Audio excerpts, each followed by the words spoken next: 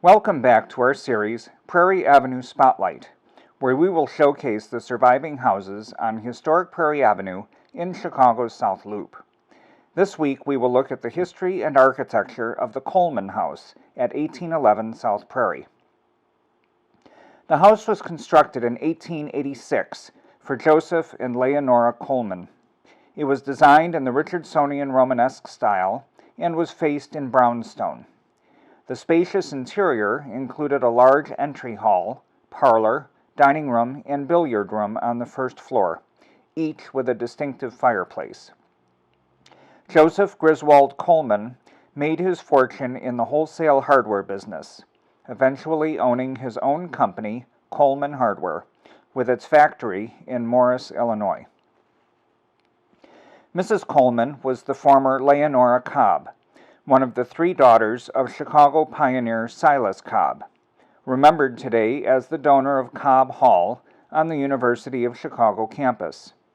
Cobb, who lived on the 2100 block of Prairie, provided the funding for each of his three daughters to build a house on the street.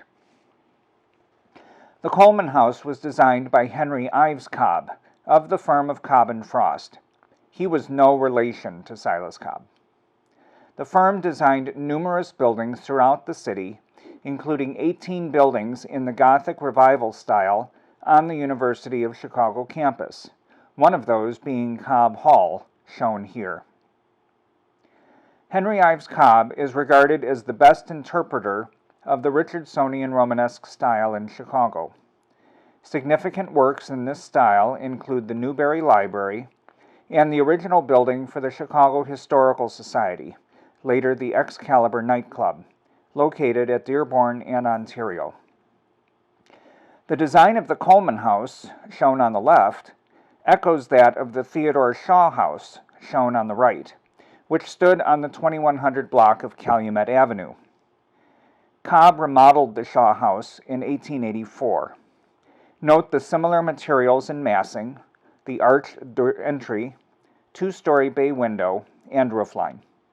The Coleman family would have been aware of this house, as it stood almost directly behind the home of Silas Cobb, and may well have requested a similar design for their own home.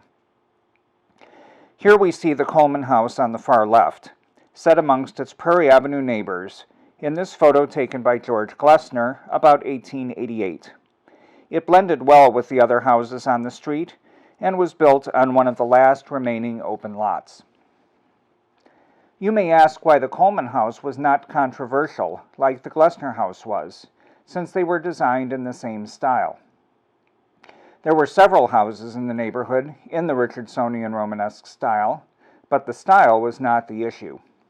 In comparing the two houses, you will see that the Coleman House bore many similarities to its neighbors, including a porch, gables, an irregular roofline, and bay window, along with its general vertical orientation. By contrast, Glessner House was controversial for its ground-level entry with no porch, simple straight roofline, lack of windows on the north side, and a strong horizontal orientation. Let's look at a few of the architectural details of the Coleman House, starting with the entry porch, shown here in an illustration from 1887. The Romanesque is most clearly stated on the porch, with the large main arch visually balanced by the three smaller arches on the south side. The porch is supported by the clustered columns, which were made of granite. The capitals, featuring foliate designs and central lion's heads, are reminiscent of the ornament on Richardson's buildings, and also draw inspiration from Byzantine architecture. The entry is accessed by this wide staircase, flanked by massive handrails. These details, combined with the overall use of rusticated and smooth stone, emphasize the heavy feeling of Romanesque buildings. The cap of the two-story bay window features a carved stone balustrade, above which is placed a tall gabled dormer, with carved finials and a variety of arched openings, the arch being the most iconic form in Romanesque architecture. Directly above the entry porch, a square turret faced in smooth brownstone features 2 groupings of 3 windows with leaded glass transoms. The arch is even referenced in the wrought iron grilles over the basement windows, with a central medallion surrounded by scrolled decoration. The Colemans did not enjoy their new home for long. Leonora Coleman died in December 1887 at the age of 35, just a little over a year after moving into the house. She left a husband and 3 young children who inherited the house. It was sold the next year at auction for $50,000. The purchaser was Minor T. Ames, a successful coal merchant. But once again, there was little time to enjoy the new home.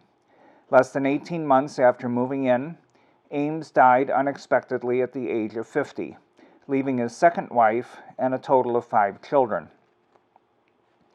The settlement of the estate was complicated and contentious, with the children of his first wife at odds with their stepmother, whom they felt favored her 2 young children. By 1894, the house was put up for sale at a bargain price. It was acquired by a relative of the second Mrs. Ames, and was then rented out for more than a decade to several tenants. The most prominent of these was David Mayer, partner in the firm of Schlesinger and Mayer, which hired Louis Sullivan to design its flagship store on State Street.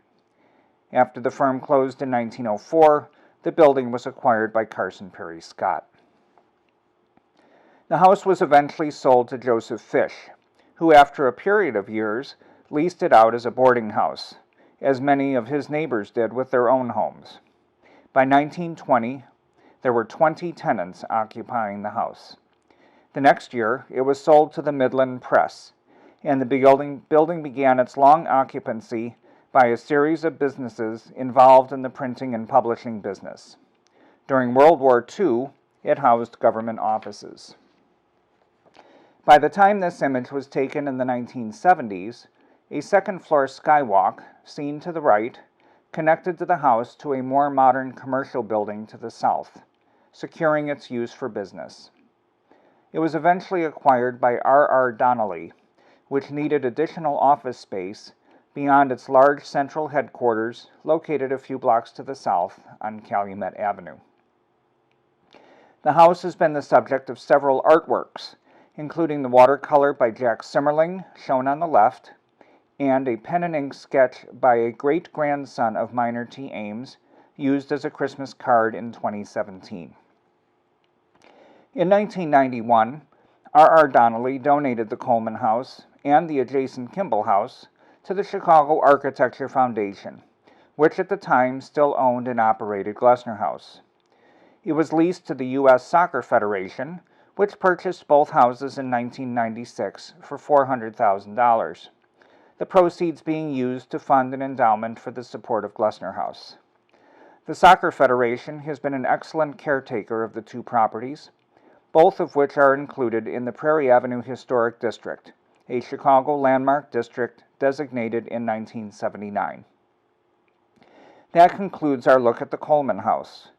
We hope you will join us next week for our new installment of Prairie Avenue Spotlight.